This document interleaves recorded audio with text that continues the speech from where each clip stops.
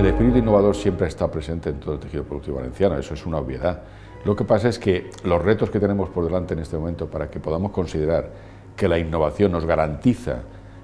llegar al mercado en condiciones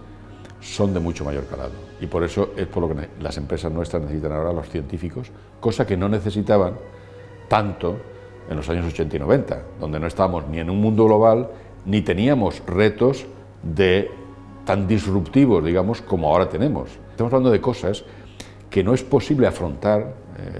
sacar ventaja de ellas, a no ser que se tenga el apoyo de materia gris a niveles muy elevados, ¿no? Y eso hace que los institutos tecnológicos, junto con las universidades, ahora sean un elemento esencial para ayudar a nuestras empresas. Las universidades, dentro de ese conjunto, pues evidente que es un actor principal. Nosotros tenemos 5 universidades públicas, 7 universidades, si contamos las 2 privadas, en esta comunidad, y eso implica una enorme capacidad de conocimiento que hasta ahora, siendo sinceros, habíamos utilizado una pequeña parte nada más, por nuestro tejido productivo. En todo el sistema de innovación, incluyendo las universidades, tenemos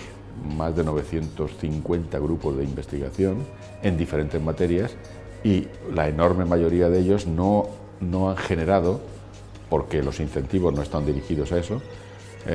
innovaciones y tecnologías que podríamos desarrollar perfectamente sin ningún problema. El objetivo fundamental de la Agencia Valenciana de Innovación es la transformación del modelo productivo valenciano, que parece una cosa como muy grande, pero puede concretarse de una manera muy simple si decimos que se trata fundamentalmente de utilizar todo el conocimiento disponible en todas nuestras instituciones que en este momento tenemos en la comunidad, incluyendo universidades, centros del CSIC, institutos tecnológicos, etcétera,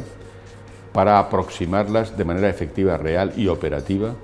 a las empresas y a partir de ahí ensanchar el sistema productivo y mejorar la competitividad de nuestras empresas en un mundo global,